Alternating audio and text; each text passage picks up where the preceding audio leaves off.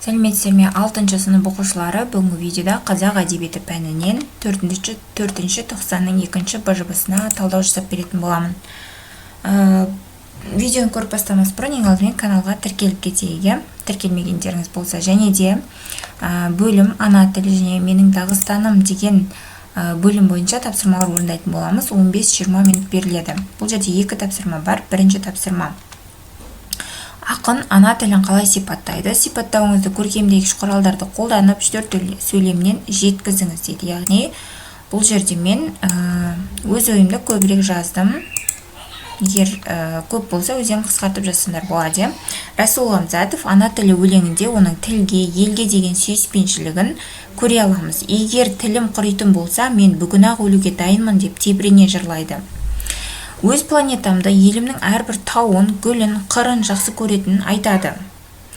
Расул Ғамзатовтың тілге деген құрметі, сүйіспеншілік сезімі күллі адамзат баласына үлгі деп санаймын. Ана тілі өлеңін оқығанда оқушы өз бойынан өше бастаған сезімдер қайта жағылымдағандай болады. Туған жерге, тілге деген махаббаты арта түседі.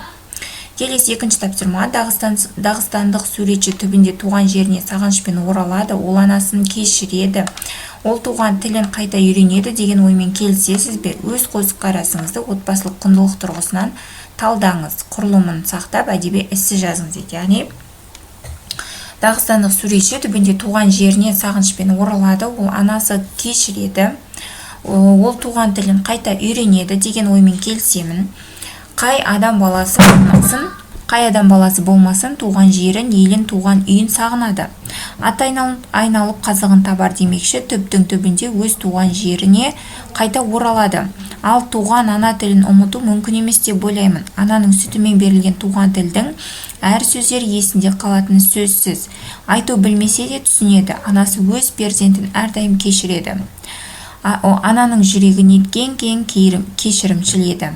Отбасындық құндылықтардың бірі отанын, елін, жерін сүю, ана тілін құрметтеу, мақтан тұту, ата-анасына деген сыйластық, үлкенге құрмет ету болып табылады.